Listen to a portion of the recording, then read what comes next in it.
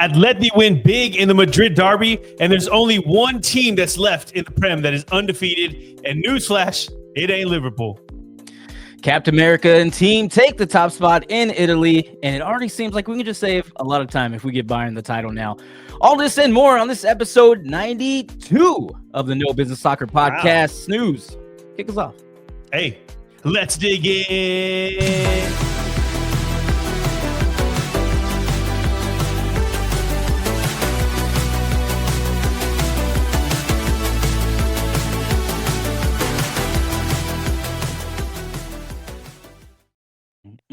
Yes, creeping up on a hundo. Hundy? What do people say nowadays? How about 100?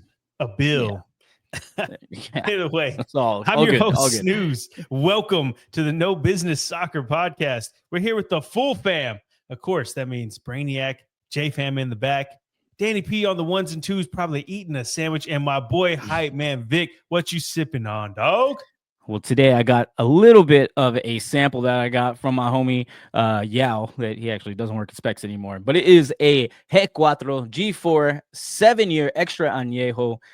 It is absolutely delicious, and it's bottle number 666. So I don't know what that means, but it's pretty cool. That's not a real label. Like that could be off of a cart with a donkey. Sample. It's a sample. That's you might lose your eyesight after this. It's still so freaking good, and there's so much. Right. I mean, with 7 years in a barrel, of course, Snooze.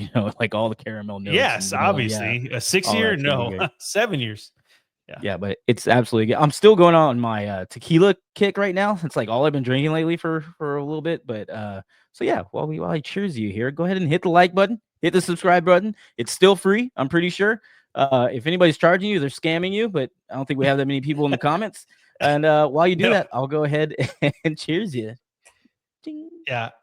He went to Japan for 2 weeks, so naturally he's been drinking a bunch of tequilas lately. It's just what they do there, apparently. Yeah, look, we have a lot to cover, so we're going to get into it in just a moment. We have Serie A, La Liga, Premier League, and the Bundesliga, plus an update from our team here in Austin. Not too good of an update. And we're going to look ahead at some of the matches that are coming around Europe this week.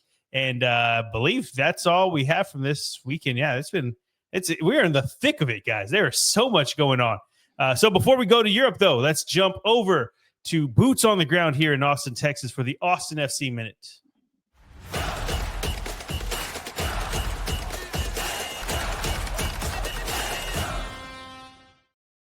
Yes, sir. Yes, sir. And something not so chill happened this past weekend with Austin FC taking the L in Real Salt Lake 3-1.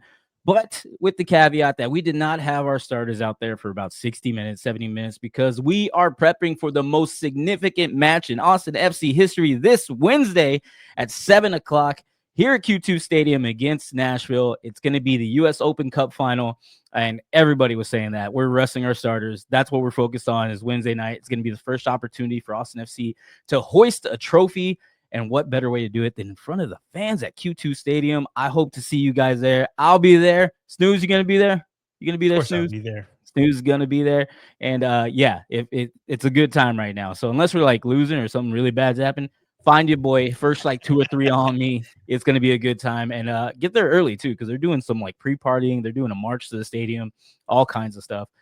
You can find all that on, I think, the Murgas, their Instagram, Morga.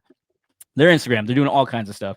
And there's a party at the Live Oak Park right behind there where they have like $4 Michelobes or something like that. It's the cheapest thing you're ever going to find at Q2 Stadium. So take advantage of it. We'll see you there. Okay. Yeah, I didn't even know that. Hey, look at that. You'll see me. All right. Your boy took a half day, so I'll be there. Oh, okay. Yeah. Look at that. It's gonna be awesome. I'm ready for it. The playoff atmosphere was amazing last time we were in there. So I can only imagine what a final is gonna feel like. Really excited. I need to call my pops because he's supposed to go with me, but they're flying out to Mexico the next day. So we'll see how that turns out. It'll be all right, right? You flew to Japan the next day. What are we talking about over here?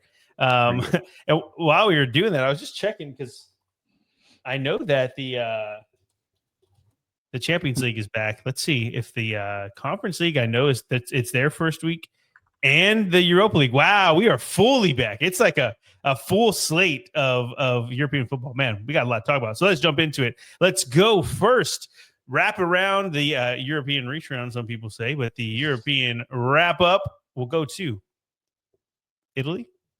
Let's do it. To Serie A.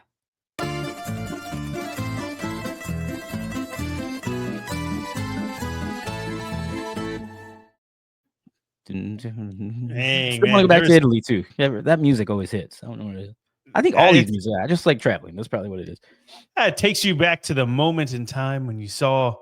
I don't know. I was going to make something stupid up, but what do we see? It sounded good to start with. It was pretty good. Yeah, right. I was in the zone for a second, but we definitely had some bangers in Serie A this weekend. Some of the teams that you would expect to win did not do that. And maybe we have a surprise dark horse contender for the title. There's so much to love for what's going on with this, but we're going to jump into the top matches first, Vic. So kick us off. Let's do it. And we'll talk about the Serie A top matches and headlines for match day 5. And it starts with number 1, Captain America and company take down the champs. Pulisic has been on an unreal run to start the season. With his goal and assist against Napoli, he now has 4 goals and 2 assists. Sorry, my number was covered there. In 5 Serie A matches. That's not a bad count right there. And if you haven't seen it yet, his relentless and accurate passing leads to Milan's first goal. And this dude's just so good right now. Every game that he's in, even if he's not necessarily getting on the score sheet with an assist or a goal, it's just his pressure that he's starting to be. I don't know how to describe it. He just feels like he's got that energy. Like he knows that he's about to get stuff done. And we hope to see that for the red, white, and blue as well. And going on to number 2, Tears and Fears in Florence. Fiorentina have started without a win in the first 5 matches of Serie A season, and they've drawn with Cagliari, Pisa. I always say Pisa and Torino, but they lost to Napoli and Como. They only have 3 goals total from these matches, and with Roma, Milan, and Inter up next, they might not get a win until match day 10 against Lecce, and that's, late November or early November? It is not looking good for our Fiorentina at the moment, and I'm not sure what's going on, but they can't find a goal to save their lives. Moist Ken is just invisible right now. It's not looking good for my boys down in Florence. Yeah, sir, and those are your top matches and headlines for Serie A match day 5. Yeah, I'm hoping Christian Pulisic gets added to that USA team because I'm going to whenever they play at Q2 Stadium. Did you already get your tickets? Yeah, I got them a long time ago. I told you guys about them. Did you really? I just got an email saying that they have a package where you get like a Hispanic Heritage Month shirt and a seat. I was like, hey, I might do that. It's only like $40. No big deal. Yeah. For a guy like you know what I mean? No big deal. whatever. But we can go ahead and move on. So let's talk about the actual matches that happened for match day 5. And it all started on Saturday with a draw, unfortunately. 1 point apiece, 1 goal apiece for Como and Cremonese. Como dropped points again as Cremonese get an equalizer late in the match against the run of form, too. Felt like Como was going to run away with it at one point. Just never happened. Como just unlucky as they tripled the amount of shots on target that Cremonese had, but they leave with the same goal tally. Cremonese still unbeaten in Serie A through 5 matches after getting their 3rd straight draw here. So I think they're going to count this as a win. And as far as a newly promoted team is concerned, they're doing fine. Como, on the other hand, they are slipping a bit. They're not the team that I thought they were going to be. Maybe it's just jitters. Maybe it's just early season. I don't know, but they need to pick it up. And then our second match of Saturday had 2 mainstays of the league, Juve and Atalanta, also fighting to a 1-1 draw. Atalanta continue their unbeaten run in Serie A as well as they get a draw on the road against Juve. It was a tight and scrappy game, honestly. It wasn't a whole lot between the two, but the difference between them, or I guess I should say the story of the match, was Weston McKennie's dark arts. If you haven't seen the match at all, then you might not know what I'm talking about. Dark arts. He's how do you say it? He's twisting the game inside the rules, though. He's not cheating, okay? He's just twisting the rules a bit because in the 80th minute, Weston appears to beat Darun, and he's going around him, and Darun puts out his arm, hits him in the chest. But, I mean, let's be honest. When you get hit in the chest, you know it hits your chin too, right? So he goes down holding his face. Darun gets his 2nd yellow card, gets sent off, and, it's all good in the hood. I mean, it's part of the game now, apparently. So, it's our boy Weston McKennie. I'm not going to say anything else about it. But just know that Atalanta, with this draw, and Juve I felt like Juve had the upper hand going into this match. Atalanta there, down a man, still able to kind of hang in there and force this draw. It just proves to me that the AT aliens are in there somewhere. They just haven't broken out yet. A little exaggeration, never hurt anybody, but we'll go ahead and move on. That, man. I was like, how do you say that without hating on them? You know? Yeah, I know. It's all right. We'll go ahead and move on to, and it took to our third match to get a definitive winner, and that was Inter getting the win over Cagliari on the road 2-0. It wasn't all smooth sailing for Inter as the goals came in the 9th minute and the 82nd minute, pretty much the opposite ends of the match. But they get the job done on the road, take 3 points back home. And for Inter, who are chasing the title, hey, that's all you can do. And then we moved on to Sunday and opened up with Sassuolo getting a win 3-1 at home against Udinese.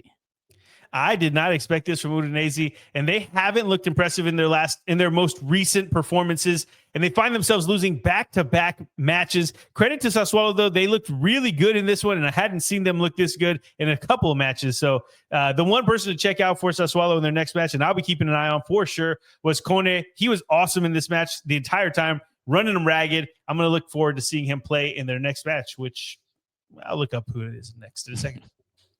And then our next match on Sunday had Roma taking care of business and getting back on a winning streak as they win 2-0 against Verona. Roma do their thing and get a win at home over Verona. But my guy, his name is Gift. So it's like my guy Gift, you know, I had to call that out. But anyway, my guy Gift Orban came close on a handful of opportunities. Had he taken those chances, this could have been a whole different game. And I know, what is it? If maybes and buts were, you know what I'm trying to say. But Roma saw out the win, and it's 3 more points for them, and they continue their hot streak. But Gift Orban, man, he is showing me that he is the real deal. He just needs to be a little bit more clinical, but he's good. And then our next match, as we said in the top matches and headlines, was Pisa and Fiorentina fighting to a 0-0 draw. Yeah, it ends 0-0 for these teams, and Pisa had a goal called off for a handball, so they were balling out there. They just couldn't get this thing done, and it is dark times for our Fiorentina, as we talked about earlier. Man, not a good look. And then our next match had Lecce getting a surprise point out of this game with Bologna 1-1. Bologna will take the point, of course, but a draw with the worst team in Serie A at the moment. It could change by the end of the season. Don't come for me. But either way, it's disappointing for Bologna. There's another goal for Orsolini in this one from a penalty spot. But overall, Bologna will have to play better than this because the Milkmen are not the team that should be getting this type of result from a team like Bologna that we expect to do good things in Europe and in Serie A. And then our last match on Saturday has a new number 1 with the victors being AC Milan as they beat Napoli 2-1. And what a game. This one had it all. We said coming in that we were going to find out one of two things. And it was either going to be Napoli are going to run the table and then retain their title and be the back-to-back Scudetto champions, or Milan were going to announce themselves as legit title contenders. And after that performance, Milan as title challengers, that's a real thing. These guys are dark horses, and they're at the top of the table right now, so they might not even be a dark horse. They might end up being favorites at some point. We mentioned it earlier, though. Pulisic is just playing world-class football at the moment, and Milan are looking so good. With no European matches to distract these guys, I really don't see this slowing down either. There shouldn't be a reason why they get distracted from this competition, meaning Serie A. And if you recall, this is the same situation that Napoli were in last season whenever they had a bad, 23-24, so 24-25, they didn't have any European matches. And what they do, 1 match a week, Conte was able to get this thing done. I'm not saying that there's early in the season that it's going to happen necessarily for Milan. I'm just saying there's a lot of similarities to that Napoli team from last year. We'll find out if it happens. Just mark this down. What is today? September 29th. Just mark this conversation down. And that closed out our Sunday. Excuse me. And that closed out our Sunday. And then we moved on to Monday Night Football as we had Parma taking on Torino, with Parma getting a 2-1 win. Parma get their first win of the season over Torino thanks to a brace from Pellegrino and his little helmet hat thingy. It was cute. You know, they were those little hats. I've never seen, well, I guess I don't say never, but usually it's keepers that are wearing them. But this guy, he's just running the field or the pitch, with the helmet on. It was pretty cool to see. You know, I'll say he's like a linebacker, but whatever. You love to see it because Parma, they are way better than they've acted or they've played early this season. And, they got the cool kids. I'm partial to them, and they just haven't looked like the same team they were last season, at least at the midway to early part of the season last season. How many times can I say season in a row? I would say, though, that Torino, they've already given up 10 goals in the first 5 matches. So seeing them lose this one to a Parma team who hadn't got a win doesn't surprise me. But what does surprise me is how Torino have fallen off. Obviously, they lose our boy Milinkovic Savic to Napoli, but this is looking real bad for Torino. And then part 2 of the Monday night doubleheader, just like the NFL, we had Lazio getting a 3-0 win on the road against Genoa. Yeah, and this is the one match that I didn't get to see. And what I will say is that as a Lazio lover, you look at the score sheet and you see that Castellanos and Zaccagni are on the score sheet, as well as Cancellieri. I can't pronounce his name. I never can pronounce his name. But anyway, Castellanos and Zaccagni, those guys, seeing them on there, gotta make you feel all good inside. A 3-0 win. Genoa, though, they're not doing good right now. Looking at the table, or their form table, I guess I should say. What are we at? They're tied with Lecce. They have 2 points. Yeah, but Lecce has a -6 goal differential. Look on the bottom. There it is on the bottom. So that puts Genoa in the 19th spot. Back-to-back losses, losing 3 of their first 5. I mean, Genoa, this is not a good look for Patrick Vieira's men, and I didn't expect this either. They were pretty good last season to end it, but there's just no spark right now, nothing at all. Yep, tough to say. But hey, look, we got a table there. We got AC Milan, as you see. Milan and Captain America taking the number 1 spot from Napoli with that crazy win. Man. Yeah, pretty crazy to see. And let's go. I should have worn my American shirt or something like that. Dang it. You should have. Hey, it's been fun. And awesome. It'll be interesting to see Milan's next few games, because if they can keep this up, kind of get some momentum. Of course, we have an international break coming up. God, it's so annoying. Mm-hmm. Just don't. By the way, I don't know if I said this on the podcast yet, but I saw a headline that next year, September, October international break, because they're so close, that they've actually ruled to just have a 2-week break and combine those instead of having like one and then 3 weeks later have another. So pretty cool. It's supposed to help. I mean, they're trying to think of ways to help out the players. So yeah, they get to, it'll be a 2-week break. We'll see how it goes. Interesting stuff, but it sounds like a lot of, what's the word? Like dead air for us. We're gonna have to figure things out. And especially that early in the season, we'll only have 4 games in or something. It's gonna be all we're gonna have is MLS because they don't pay attention to it, really. Right? Do their own thing. We'll see. But we'll see. Okay, let's do it. I think we set it off for Italy. It's time to move now to the home of Oktoberfest, and that is Germany. Let's do it to Bundesliga.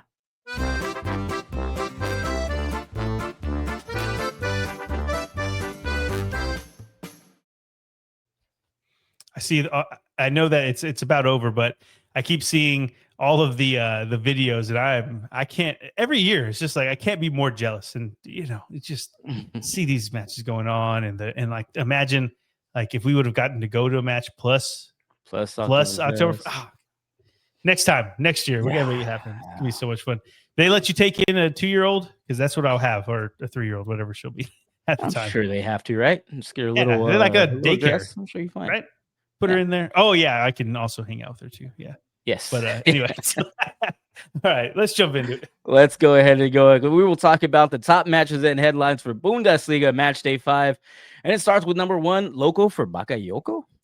Johan Bakayoko's goal was the difference between Leipzig and Wolfsburg, and the Leipzig new boy is starting to hit his stride. He has 2 goals in the last 3 matches, and his minutes have gone up and up and up as he's getting into form. The Leipzig points have followed as well, and they hit 4 wins in a row after that horrific start in Munich.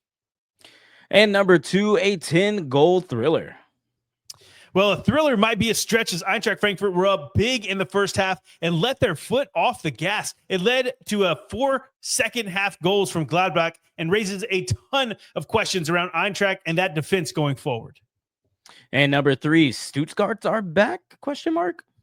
It's definitely a big question. Similar to the friendly here in Austin between Stuttgart and Köln, this match ends with Stuttgart victorious. And I know I said that Stuttgart have been stop-start, if you will, but this win means it's 3 wins in their last 4 matches, and they are back in the part of the table where they want to be, and that's towards the top, towards those European places. It's good stuff all around for VfB, and I'm excited. And those are your top matches and headlines for Bundesliga match day 5. And yeah, that 10-goal thriller looks a lot better on paper than it did in, I guess, the actual game. They're up like 5-0, Yeah, right? no. Yeah, that's pretty bad. So, but yeah, still fun to watch. And let's go ahead and talk about those matches for match day 5. And it started on Friday with our only belt to ass match that we had this week. Bayern taking on Werder Bremen and winning 4-0. Man, it's Oktoberfest. Bayern get their standard 4-0 demolition over a Bundesliga opponent. Harry Kane scores a brace. All is well in Munich. Like, if you're in Munich, you're vibing right now. It's great.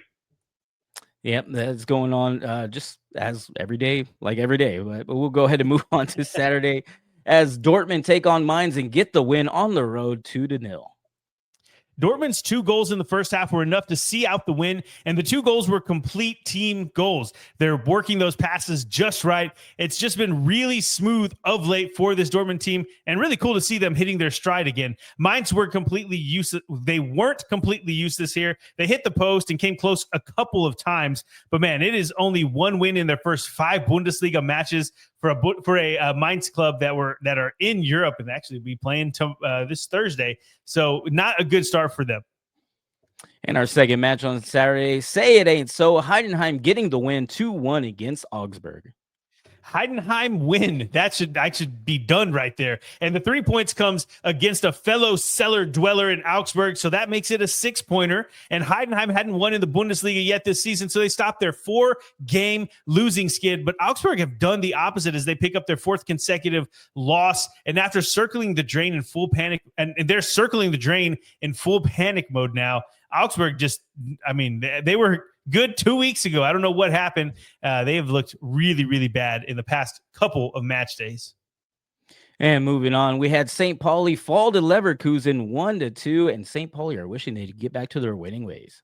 Yeah, St. Pauli now dropped back-to-back matches after their promising start to the season. They dominated in shots and had more shots on target, but it's Leverkusen who are the more clinical, and they get all 3 points here. They also look better on the pitch as well. It wasn't just a stats thing. Like, Leverkusen looked like the more superior team. They're playing smoother. It's just all looking up for Leverkusen at the moment. Good to see for a team that sacked their manager 2 weeks or 3 weeks ago, whatever it was. And our next match had RB Leipzig going on the road against Wolfsburg and getting the 1-0 victory and also keeping them in winning form.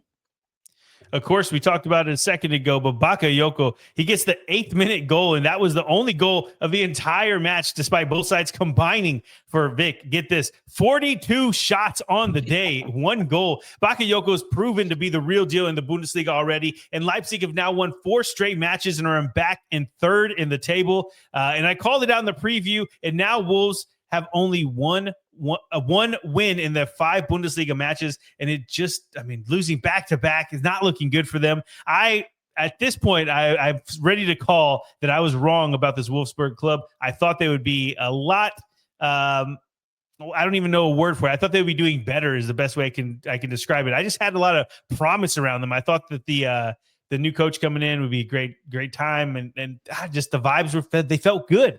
But I think I'm wrong, Vic. I think I'm wrong.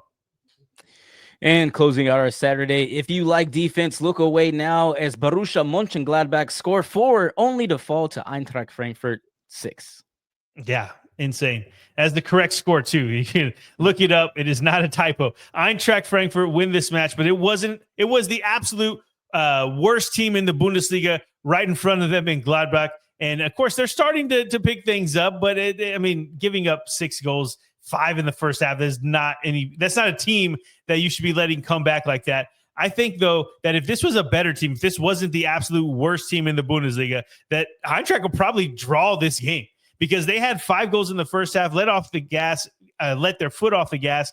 Gladbach gets 4 in the second half, and in consecutive. It was just bam, bam, bam. And I just feel like if another team was in there that match, you would have seen a team like Eintracht Frankfurt get up 5 and end up drawing or possibly losing. That's how bad their defensive display was. But it's hard to say because maybe you would say they got up so much that they let off the gas too much and they were kind of lackadaisical. I don't know. It just didn't look good. And for a team that we expected to be right there pushing Bayern for the title, they just don't look good at the moment.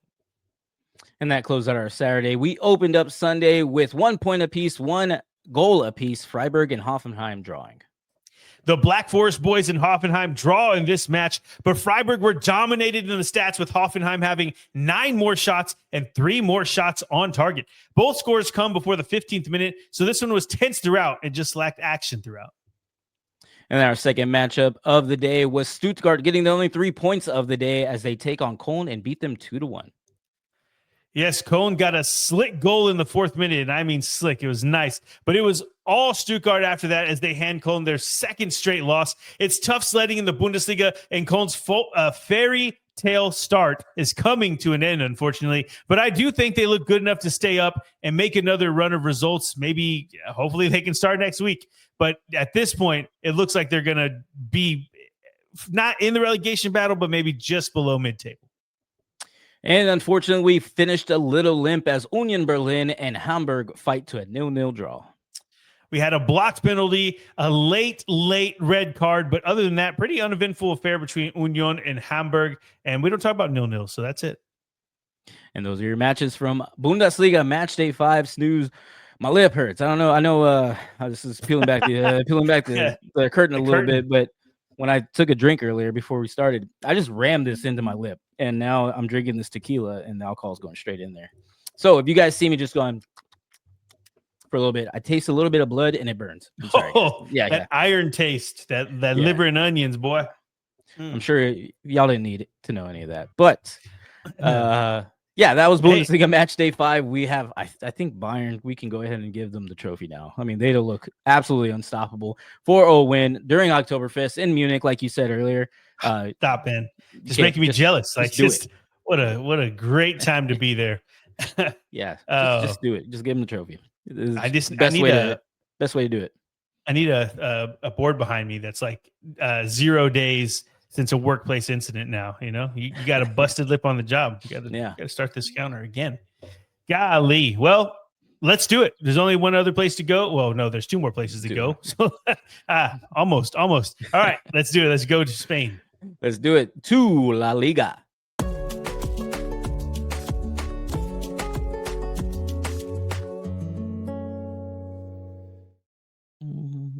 Smooth. This La Liga weekend was pretty crazy. I always try to keep tabs on which league I don't want to say liking more, but kind of, like that weekend, there's a favorite child, if you know what I mean. And this weekend, the La Liga was definitely my favorite child, and a lot to talk about, a lot to jump in. So let's do it.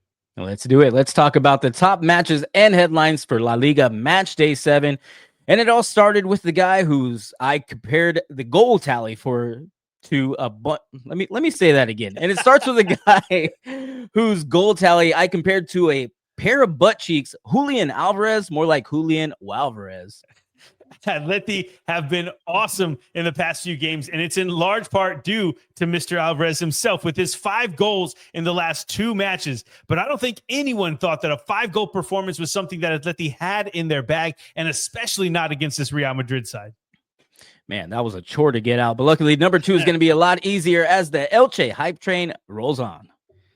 Yes, there is no stopping this train either. At the moment, Andre Silva is back in the spotlight and shining bright for our mighty Elche. They take down a Celta club that finished in Europe last season, and I am all aboard. I hope you guys are too, because guess what? This ain't the last time you're going to hear about them on the No Business Soccer podcast. And number 3, the Yellow Submarine are back. Villarreal hit a bit of a snag earlier this season when they lost to Atleti and drew with Celta in back-to-back matches. But since then, they've won 3 straight with this win over Athletic Club and are back in the title race with a trip to the Bernabeu next. Things could get interesting. I was really high on this team coming in, and man, I'm excited for that match. And those are your top matches and headlines for La Liga Match Day 7. I don't know what I was thinking on that number 1, but Julian Alvarez has been on an absolute tear. Like it's been pretty crazy. So that means going crazy. that means he's a certified No Business Soccer podcast listener, right? Because he heard me talking mess. That was not even doubt. Certified. He was just like, all right, let me prove this guy. Let me prove hype man Vic wrong. He's definitely doing it. I mean, golly, what a match. But we can get into more of the details in a second because I honestly could not believe what I was watching. Yeah, and we'll go ahead and go into the matches for La Liga match day 7, and it starts with Friday in a very, very somber Friday, as it was only Girona and Espanyol fighting to a 0-0 draw. Girona and Espanyol went at it on Friday afternoon. And I know it's hard to say that whenever there's a 0-0 draw, but they were going at it. It was a match that saw a combined 32 shots with 8 on target. Only issue was none of them got past the keepers, as you can see. Espanyol are probably the more frustrated of the two teams, though, but it's a point gain for both sides, and I don't think you could be mad at that. Then we moved on to Saturday as we had Getafe and Levante taking a goal apiece and a point apiece, 1-0 or 1-1. Sorry. Levante and Getafe split the points, and it's a fair result for both sides as none of them really took over the game at any point. It didn't feel like one of these teams was going to go out and win this match. What I will say is that Getafe leveled it. When they leveled it, the stadium they had, which is not full, by the way, the noise was insane. They erupted in that crowd. I don't even know. It's just a certain roar sound that you only get in La Liga matches. I don't know if it's something in the Spanish wines, maybe in the jamon. I don't know what it is, but I want to go to a La Liga match so bad because the fans, just the passion. It sounds so cool whenever they're scoring. We have a lot of them on the bucket list already. I don't know which match we go to first, Vic, but we got to get out there soon. It sounds like we have a No Business Soccer podcast tour coming up next season, maybe some season in the future. And hopefully we'll go to one of these matches as well, as Atletico Madrid and Real Madrid win at it. And we have our first loss for Real Madrid as they lose 5-2. Nobody can tell me with a straight face that when Güller's goal hit the back of the net and gave Real the lead after they went down 1-0, that they would be expecting Atleti to come back and win that match. And not only win it by multiple goals against a way less talented team. They've done the exact opposite. And I'm not calling out any specific team because that would be rude, but you know what I mean when you look at the results for Atleti this season and last season. But for this Atleti side to go on to score 4 unanswered goals on Real Madrid, just incredible. The Metropolitano was going off. And Alvarez gets 2 more goals. We get to see our old pal Griezmann get back on the score sheet. I mean, it's just really a dream match if you're an Atleti fan. And it was really, really cool to see all the fans in the stands going crazy. It just wasn't expected. There's no way that someone could tell me that they put money on a 5-2. If you do, give me the slip. But that is insane. Just when Atleti needed a spark because they needed to get their season jump-started, I think this could be the catalyst, Vic, to take them to the next heights and the next level. And then we had Alaves going on the road and giving Mallorca their first win, 1-0. I said in the preview that it was entering must-win territory for Mallorca, and they do just that over Alaves. Asano puts the home team up, and it turned out to be the winner. 3 points inches Mallorca closer to getting out of that relegation zone. And, hey, they heard me say it was a must-win, and they got the win. So what else can I say? And then we close out our Saturday as Villarreal get a 1-0 win against Athletic Club.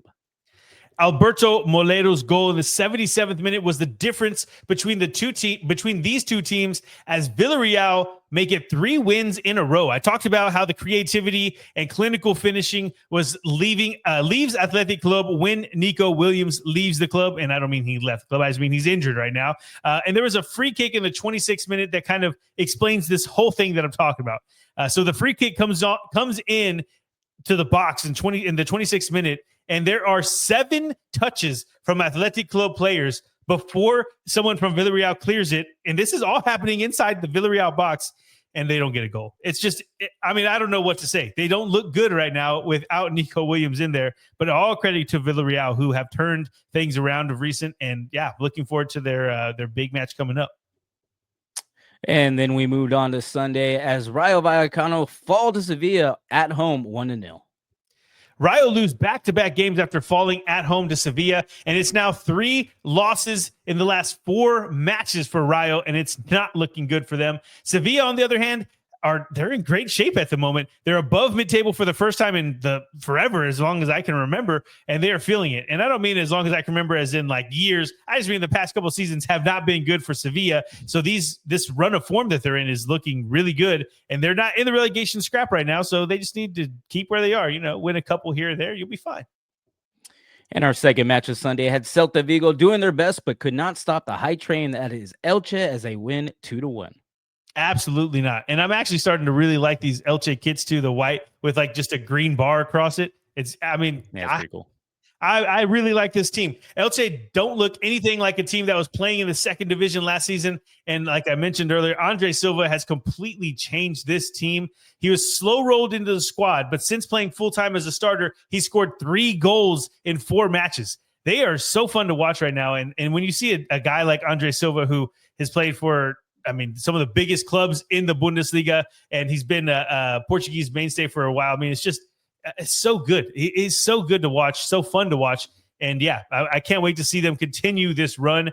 I don't remember the matches. We talked about it in the look ahead, but they have some winnable matches coming up. And I believe Athletic Club are in there. So I don't want to say that's a winnable match, but getting to that point. And then we rolled on as Barcelona take on Real Sociedad and get the 2-1 win that may be a little too close for comfort. Yeah, it was definitely not a vintage Barcelona performance, but the result is still the same as they lack that killer instinct they usually have in front of goal. But yeah, you win 2-1, whatever. 3 points is 3 points. They scored twice against this Real Sociedad side, and that was enough. You can't score 5 goals every game. But maybe say that to someone who is in Barcelona. It is a tough opponent for sure for La Real, but something needs to change soon, or else there's going to be a lot of sackings, I guess is the best way to put that. It might have happened. I keep asking every show if there's a Real Sociedad fan that knows what's going on and can give us some background on the club to let us know, because I can't figure it out. They go from a team that is historically always getting in to at least the top 6, getting into the European competitions, qualifying from that La Liga spot. I guess it's usually not top 4. They're like a Europa Conference League type of thing, right? Europa League Conference League. But either way, they have been pretty bad to start off the season. They're pretty bad last season. Something's wrong. Something needs to change. I don't know what it is. I'm off my tangent now. I'm sorry. And then we have our last match on Sunday, which had Real Betis climbing back into the European competitions with a 2-0 win against Osasuna. Betis make it back-to-back wins in La Liga, and it's starting to look like themselves again as they're climbing the table. They're getting back to the spot where they were last season, and Osasuna is on the struggle bus with only 1 win in their last 5 matches. Not looking good for Osasuna. Them and Mallorca always get me because they're like the same team, it feels like to me. I know they're different cities and everything. Don't come for me like that. I'm just saying very similar feeling whenever you come to these teams. It's just like they're always mid-table. But right now, both of them are struggling a little bit. Osasuna is not doing that good. Mallorca is struggling a bit. Betis, they're not. They're coming back to it. Anthony's looking great. This team is going to eventually get back Isco. Maybe after the new year. Either way, it's just they're in a great spot right now, and I can't wait to see them continue.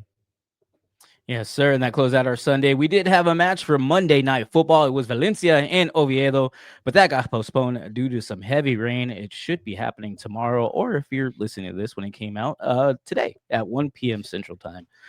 So hopefully they'll be able to get that match out of the way and don't have to do it like during some sort of break or anything like that. We'll see. I just realized the match is in Valencia too. Like, can we not have crazy rains in Valencia, please? Like, they've gone through enough out there. Yeah, that'd be great. Man. That'd be pretty nice. It was a little too familiar when I saw that postponement. I was like, right? Oh, come on, man. Come on. There's a lot to talk about that we could dig into more, but because we're coming up on 40 minutes already. Look at us. We still have a lot more to talk about. What I will say though, before I get out of here, is that or before we go on to the next league, why do I keep thinking that we're done? We're not done yet. Yeah. Right? I know, right? I don't know why I keep saying that. But what I was going to say is that I didn't know that.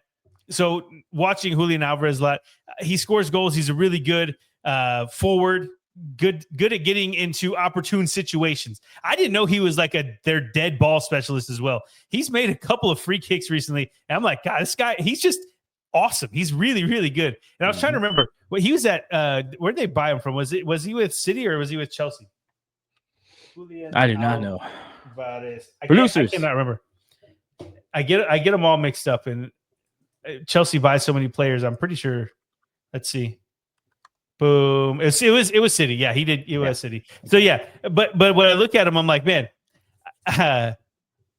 he's changed this team so much. Like, how could a City side see him and like let him go? You know, like he would be a great depth piece, or play him next to Haaland. I don't know. Anyway, it's crazy to me that he came from the Prem. Usually, it's always happening the other way around, right? The Prem is getting the best players as of recent, but yeah, I mean, what a signing for them, and he's turning things around single-handedly after you talk shit. Yeah. Well, City are sitting in 7th right now, so maybe they made a mistake, and they're pushing back. So, okay, let's. As we started talking about City. Yeah, you don't want to start talking. They might turn things around. Yeah. Let's do it then. Let's jump to our final league to recap, and that is over in jolly old England. Let's do it to the Prem.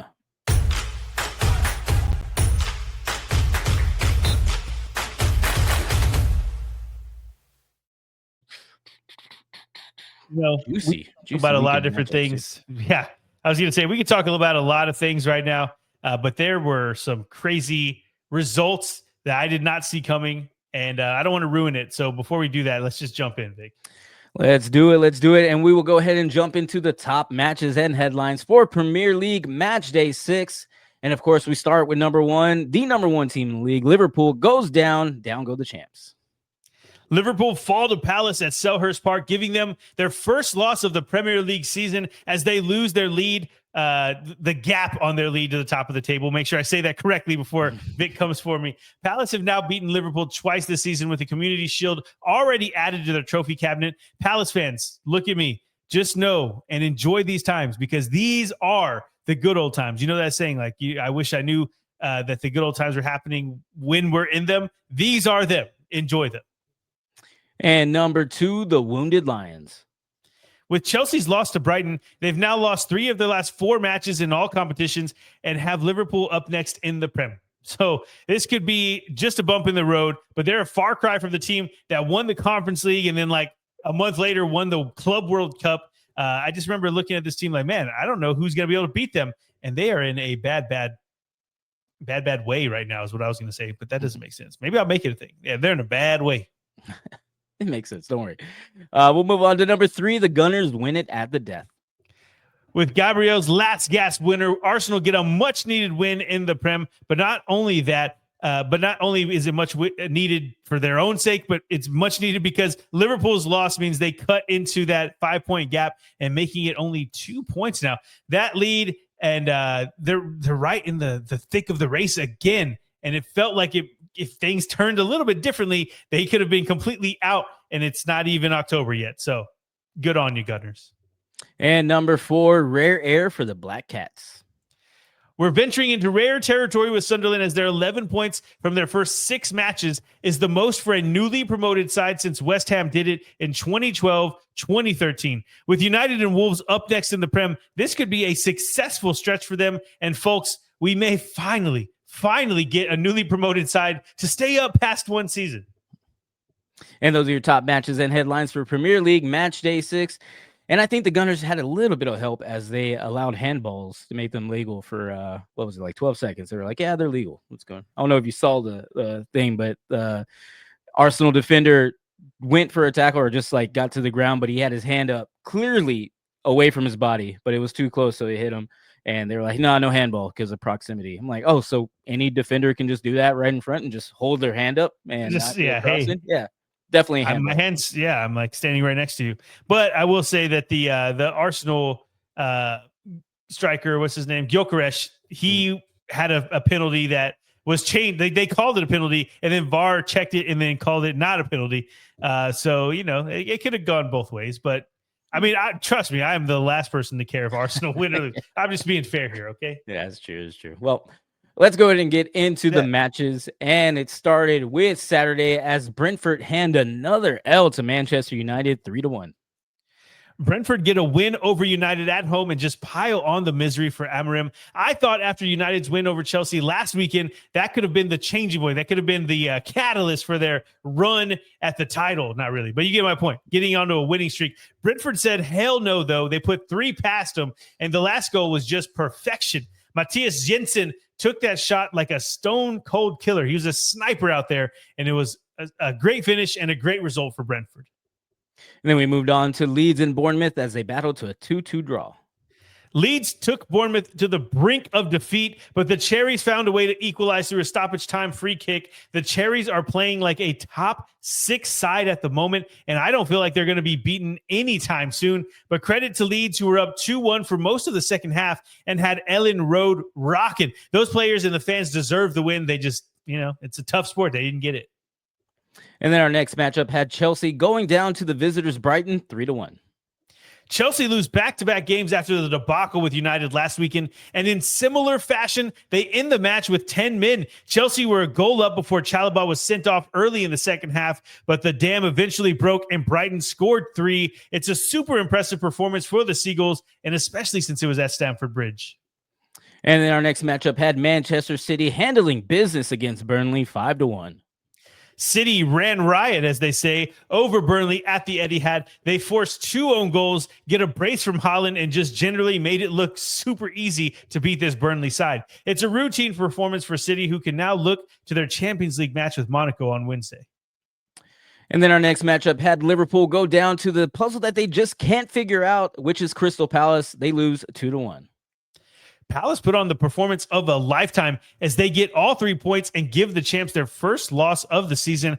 I'll let Vic do the talking after, we wrap up all these matches. But to my eyes, Crystal Palace could have had at least 3 to 4 goals in the first half and made this so much easier. It just didn't have the luck, and they end up winning it the hard way. But we'll talk more about this one in a sec.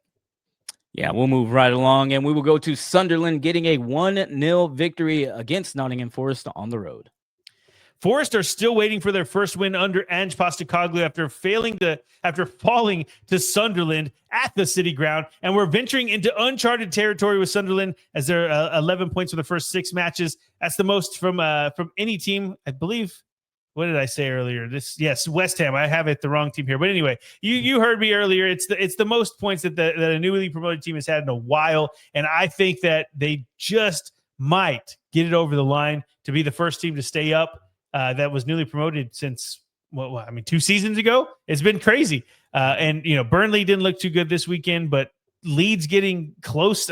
It's just, we're not used to seeing points from newly promoted teams. And I'm gonna take a look at it because I think that they're at least Sunderland, anyways. They're getting close to the total points that Southampton had last season. Wasn't it like 12? I think so, it was something crazy. They only had 12. Yeah, which was like terrible. they're 11 through 6 matches. That is insane. Yeah.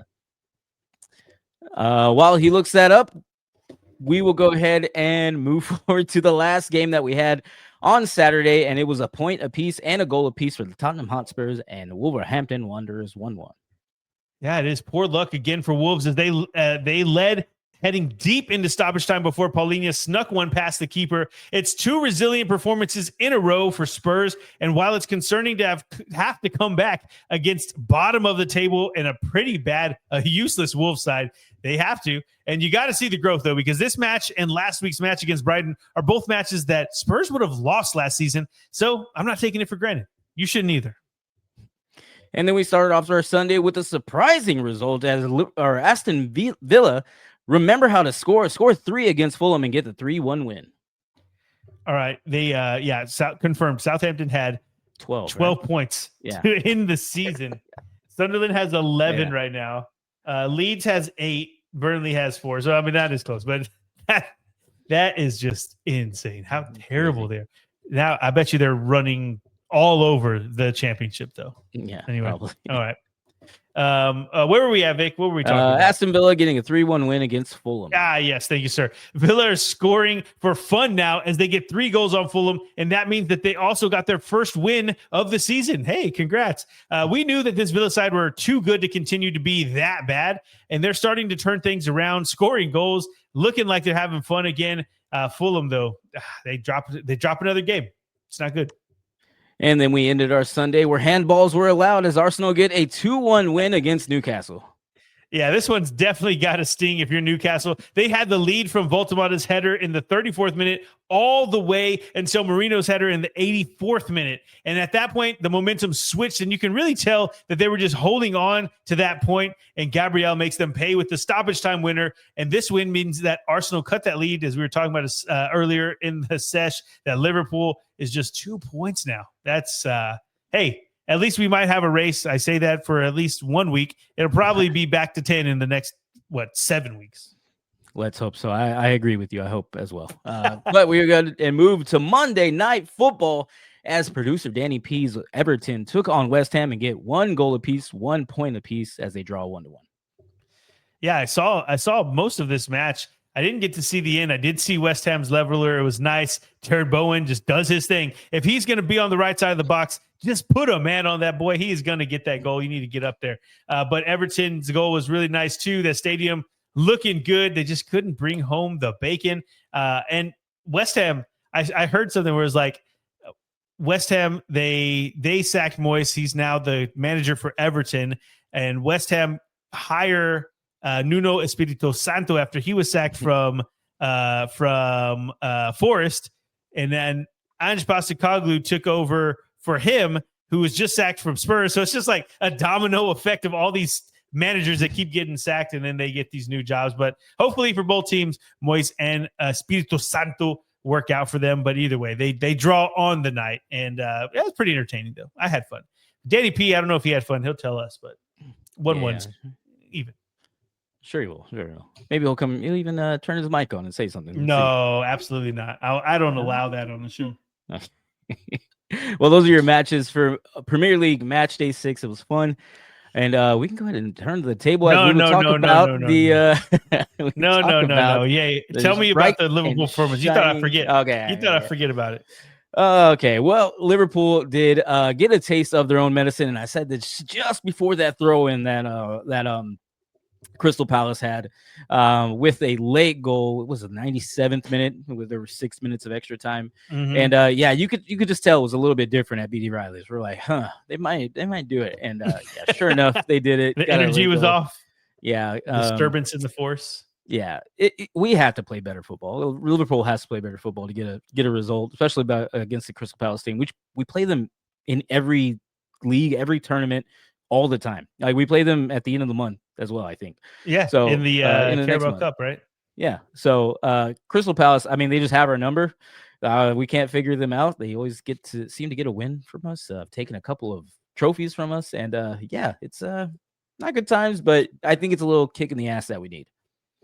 I heard one of the commentators was, I don't remember which one it was. Maybe it wasn't even a commentator, it was a pundit probably. But either way, they were saying like, yes, Liverpool have the results. They were undefeated before this match, but you can't let all of the stats overshadow how actually poor they've played for 90% of their matches. And they're just so good, and they have such good quality all up and down the pitch that they end up getting the points, which is fine, but you can't sustain that throughout a season. And I was like, man, that's a little harsh. A lot of new players, they're figuring out how to play, like, shut up. But then I saw this match, I was like, it's you're not going to get by all the time with just that, Yeah, one of the things I said to the guy next to me at the bar, we were talking about the game.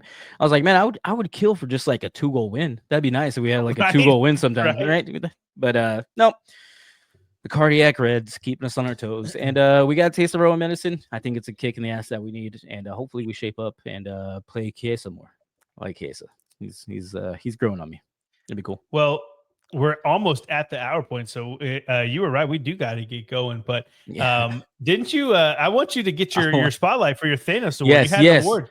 We do have an award. If you look at the table and you look right there in the middle, of course, Brighton and Hove Albion, they are our first winners this year of the Thanos Perfectly Balanced Award. They have 2 wins, 2 losses, 2 draws, 9 goals for, 9 goals against, with a 0-goal differential. And our Perfectly Balanced Thanos Award goes to Brighton and Hove Albion. Congratulations. You will be snapped into yes, oblivion. Yes. Yeah. Okay, well, that is all. Hey, hopefully we see a lot more of those.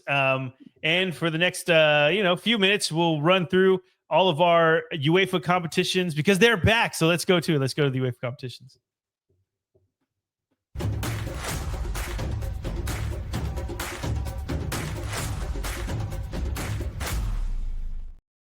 Thought they were going to leave me hanging for a second, Almost did. Know what to expect.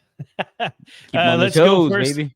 Let's do it. The Conference League. It is the opening match day of the Conference League. We're not going to go through all the matches, just some of the matches that we want to highlight for the teams that we cover here on the No Business Soccer podcast. And we have first up Mainz getting their first taste of European action against Ammonia.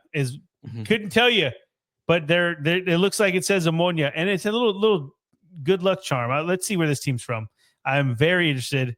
Looks like they are from Cyprus. Hey, check that out. So, I mean, if there's a team that Mainz can beat and get their season started, it better be this Ammonia. Let me go back here. I'm trying to click back to the matches. Oh, crap. Where'd it go? I lost it. There we go. We also get Rayo Vallecano, and they're playing a match. Vic, go ahead and say that name. Dang it. I don't know. Skindija. There you go. Skindija. The one match I will say though, Crystal Palace in the Conference League. I was saying the first time in a while, but I don't know when the last time they were in Europe. It might be their first time in years, maybe. But either way, they're going to play Dynamo Kiev. Obviously, it's not happening in the Ukraine at the moment. Not sure where that's happening, but they are playing away at Dynamo Kiev. And we also get to see our boys Fiorentina playing Sigma. And that is not a joke. That is a team. Sigma, if they can't beat this team, we need some wins, Fiorentina. Let's do this. And that is all for the Conference League. Some wins are expected. Let's put it that way for the teams that we cover that are in the Conference League. But what I'm most excited to see is like these teams, these aren't the regular teams that have been in there. Like last year you had Chelsea from the Prem and you had some other bigger clubs from La Liga and the Bundesliga and Serie A. Now, I mean, besides Fiorentina, who are always there, I'm excited to see how Palace, Rayo, and Mainz are going to do. It's going to be a really cool test for them. Anyway, we don't have to spend too much time on it because we're already running a little over. But anyway, just to answer your question, that Kiev game is going to be played in Lublin Arena, which is in Poland, and it's home to the Motor Lublin. Pretty cool. It looks like a really pretty stadium, actually. It looks really nice. Pretty small team. Oh, well, hey, maybe we'll have to check out the Polish league and see what's going on. Okay, that is the Conference League. Let's move to Europa League. And there's a little bit more to robustness. Let's put it that way. Of course, we have Vic's Go-Ahead Eagles. They take on Panathinaikos. I always have to say that slowly. From Greece. But this team, Go-Ahead Eagles, we still need a kit. If you're a fan, send them on over. Then we got our boys Roma taking on Lille, and this one is at our old stomping ground, Stadio Olimpico. Should be a lot of fun. We also get our boys Real Betis taking on Ludogorets. Ludogorets was one of those teams that you never want to see on the schedule. They might not be the best team, but they are damn hard to play, especially away. We also get Bologna versus Freiburg, which is a match between two of the teams that we cover all the time. Looking forward to that one. Freiburg, our Black Forest boys, they're in form now. Bologna has been struggling a bit, and they lost last time out. I can't remember. They played Aston Villa, so yeah, they're needing to win in all competitions, but specifically in Europe. Let's see if they can do a little bit better than they did in the Champions League last time out. We also get Forest versus Midtjylland. We have, let's see where the other team is. There they are. Aston Villa versus Feyenoord, Celta Vigo versus PAOK, and Basel is taking on Stuttgart. So plenty of teams in action that we cover all the time, and very similar to the Conference League, teams that you usually don't see here. So going to be very interested to see how these turn out. Vic, anything you want to call out here before we move on to the Champions League? No. It looks like some exciting matches, and I got to tune in to see something. Yeah. I mean, the one that stands out the most to me in the Europa League is the Bologna versus Freiburg. But honestly, the teams that are in the Conference League just interest me more because they're not supposed to be there. It's what it feels like. Yeah. So I'm more interested to see that one. Like I expect Villa and Stuttgart, Forest to get wins, but not so much in the Conference League. So I expect Spurs to get a win too. I don't care who they're playing in the Champions League. So let's go to it. The Champions League final slate. Well, not final slate, but the match day 2. I think it's this is what they call it, the not the group stage anymore, the league phase. Yeah. So it's the second match day of the league phase. And we have the crazy match that sees Real Madrid take on Kairat, and that is a match that takes place, I think they said, is like 4,000 miles away from Madrid. Like it's crazy. I mean, they're so far. What is this? What country it is? I can't even remember anymore. But yeah, it's like they said, it's unprecedented. The difference between cost in the teams, like it's just everything about this match. Just it's probably gonna be a blowout, but either way, it's fun. That's what these matches are for. Not all the time. You want to see some good matches, and we do have some good matches on the docket. We get Atalanta versus Club Brugge. We get Inter or Brugge. We also get Inter versus our Slavia Praha. Chelsea takes on Benfica. Liverpool, Galatasaray. Spurs lost to Leicester. They're a really good team. So I know there's a lot of turmoil over there. Management changes or manager changes. So Vic, feeling pretty froggy. What I was trying to say. Yeah, I hope so. I think we need to focus up, and I hope we don't just like take out all of our frustrations on Galatasaray and save a little bit of frustration for Chelsea whenever they come around. Right? Yeah, we'll see. I was trying to see. Okay, yeah. I was thinking, like, I always get the clubs mixed up there. And I don't want to say the names because Turkish people come for me. So let's just skip that. Bayern take on Paphos, which, that could be ugly. Tottenham going back to Bodo Glimt, where they played the semifinal for the Europa League last season. Atletico Madrid take on Eintracht Frankfurt. And Atletico might be scoring 5 more, looking at how Eintracht Frankfurt's defense looked this past weekend. We get Newcastle versus Union Saint-Gilloise. Man City versus Monaco. Dortmund versus Athletic Club should be awesome. Napoli taking on Sporting. Villarreal, Juventus, Arsenal, Olympiacos, Leverkusen, PSV, and of course, the headliner of all headliners for this match day 2 is Barcelona taking on PSG. Vic, which matches are you most excited for here? Besides being biased and saying the Reds, yeah, you got to watch the Barcelona PSG match. You got to watch it. You got to watch that. Yeah. That's a must-see TV. And we'll be dialed in for that one. You know, I called out Juve and Dortmund last weekend, and it was not the obvious one. There were some more obvious ones. So outside of the Barcelona PSG, because we're all going to be watching that one, the one that I'm looking at that could be really, really interesting is that Atletico Madrid Eintracht Frankfurt. Not necessarily because I think that it'll be the best match. I just think that the way that both teams are playing, we could see a freaking goal fest. And I do expect Atleti to get it done, but man, I'm excited for that one. That one is going to be fireworks. You thought I was going to say fire like some child. No, fireworks, baby. Okay, we've said it all. DJ, play my music. There it is. Hey, and Vic, take us home, sir. All right, everyone. I appreciate you guys for taking some time out of your day and talking about some European football. Be sure to like us on everything. Everything is at No Business Soccer Podcast, all of our socials, except for TikTok, except for Twitter. That was at No Biz Sock Pod because those names were way too damn long. Everyone, please enjoy the football that is Champions League this week, and we will talk to you very soon. Coming this Friday as we wrap that up and then look into our next match day. Again, we'll talk to you all very soon, and we love you. Peace.